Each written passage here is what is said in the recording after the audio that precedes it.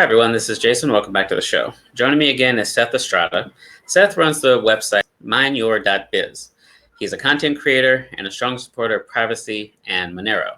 Today, we're going to discuss the recent announcement by the IRS that they're offering a $625,000 bounty to anyone who can crack Monero. Make sure you subscribe to the channel and turn on notifications, and be sure to stick around to the end of the show because we're going to announce a giveaway. Seth, thank you for joining me today. Jason, always a pleasure. Really appreciate you inviting me back on. I wanted to talk to you about this because, like I said, you are a strong supporter of privacy and Monero, and the idea that the IRS is putting out a bounty to anyone who can crack Monero. It sounds to me like we're entering a new phase on the war on privacy. So I wanted to get your opinion on that. Did you get a chance to check out the article?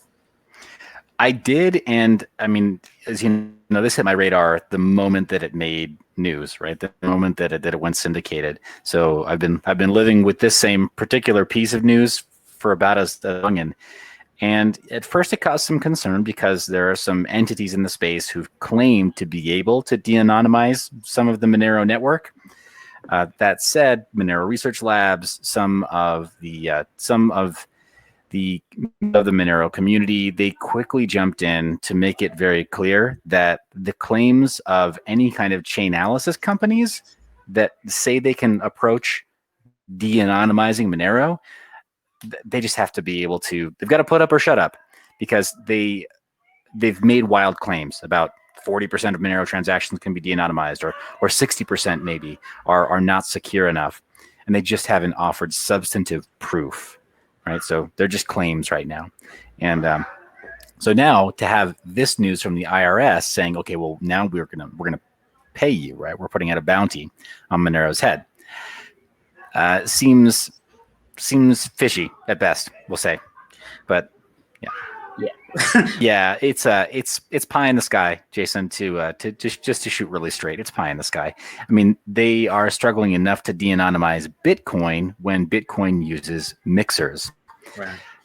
Monero's another level. I mean, it's 2 or 3 levels, and so Bitcoin it can be somewhat anonymized by using mixers or coin tumblers, they're called, and where essentially the gist of it is that several users join their coins together, and it's like a shell game, right? They essentially scramble them a bit, and so many outputs from the UTXO pattern that are then a lot more difficult for somebody who's trying to trace one user's funds. Makes it far more difficult. And the IRS, they've admitted they can't even deal with that. Monero takes it to, again, several other levels where that's essentially that is being done and more. And we can talk about that in just a minute if you like.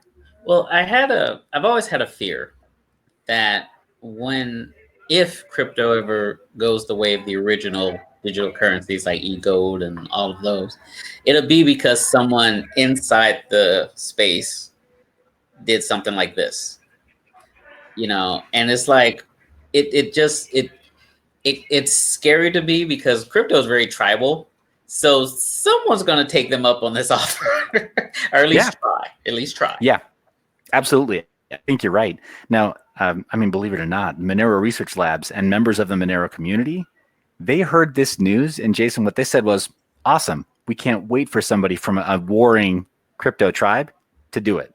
Right. You let us know what you find.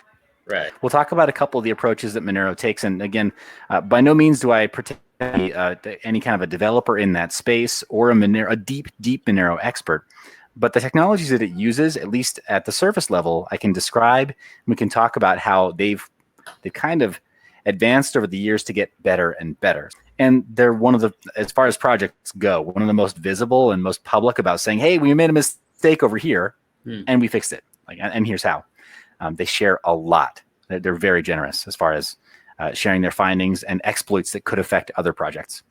So can you give us briefly how does Monero work as opposed to, say, Bitcoin, for example? Because we know that Bitcoin is a public ledger, and you can pretty much trace the transactions if you know what to look for. So how would Monero be different? That's a great question. So starting with that fundamental difference between Bitcoin and Monero, Bitcoin being a public ledger system, everybody uses a public address. If I give you my Bitcoin address, then you would send me some kind of funds to that address. The moment that you decide, I'm going to check in, for your part, I'm going to check in on Seth's funds, and you look up a block explorer, you can now peer into the contents of that wallet, the wallet that corresponds to that public address.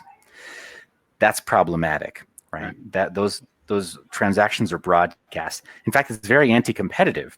Let's just say also you were to go to my online store where I accept Bitcoin, for example, among other coins, and payment, and you say, okay, well, I'm gonna buy a T-shirt, right, or a hat or something, and you pay with Bitcoin.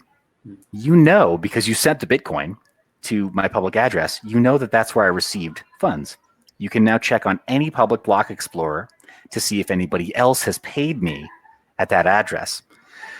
Monero works a little bit differently in that if you were to do that exact same transaction and pay for that T-shirt using Monero, yes, there's a public address, but that public address is not actually where I received the funds. There is a stealth address created that is associated with my keys, but you actually don't know what the stealth address is you're paying to.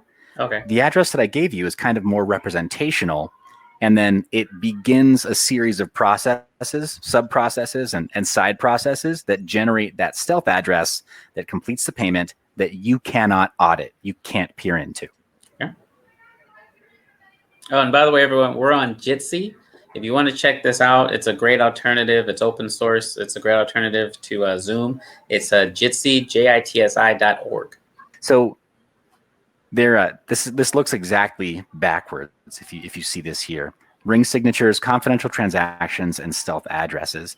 When it finally gets to me as the recipient of those funds, it goes to a stealth address. But there are several other steps I mentioned before that are kind of side processes and background processes that help to make that totally, well, very, very anonymous, we'll say.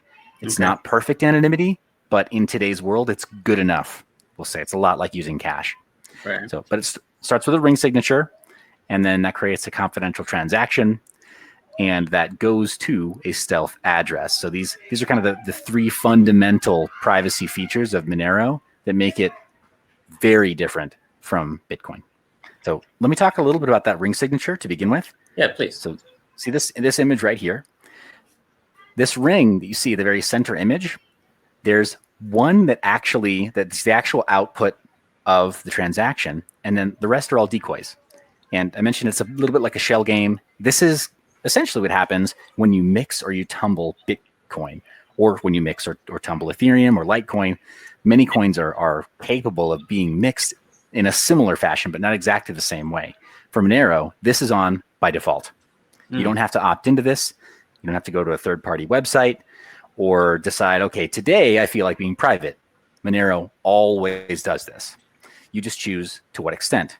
And it always starts with a minimum of 7 of these additional mix-in outputs, right? Or these additional signatures to form a ring that corresponds to your transaction. But these can be used in other transactions on the network to help further confuse anyone who's trying to look at the network and evaluate, all right, who did this transaction, who signed this transaction. Well, you got a minimum of 7 decoys going into that payment that you sent to me for that T-shirt. And those decoys may well be mixed into other transactions on the Monero network. So if a third party is saying like, okay, well, I'm gonna track those decoys, well, they better have a lot of compute power, because this ring can grow. It's a default minimum of 7, but you can set it to 25 in the wallet. And if you're using the command line, if you're that diehard about your privacy and security, you can set it much, much higher than just 25 decoys. And this is the default for Monero. Correct. Yeah, this is the default, but that's the ring signature. So that's how things get kicked off in terms of you sending to me. From there, that creates a confidential transaction in Monero and within crypto notes and those types of privacy coins. we call this a ring CT, right? So this 1-2 step here creates a ring of confidential transactions. And then that goes to my stealth address, which you never know. It's never revealed to you as the payer. It's just owned by me, the payee. Okay. Or the receiver. So yeah, so that can't be audited by my public address. My public address just gives you something to initiate this process of creating a ring of signatures, right? Or decoy outputs with one that is the true signature and the true output that creates a confidential transaction in which the full amount of XMR can't be observed by third parties. And then that finally goes to a stealth address, which is unknown to you, the sender. Interesting. So, okay. So let's talk a minute about the giveaway. So what are we doing? So what I'd like to do for your viewers, because first off, I know you got really quality viewers and I know that you produce really quality content. So I wanted to bring something that would match that quality and help them to be able to custody the coins that we're talking about. So not just Monero, but also Bitcoin, Ethereum, ERC20 coins, and then other privacy-oriented coins like Zcash and even Ravencoin, like you mentioned before.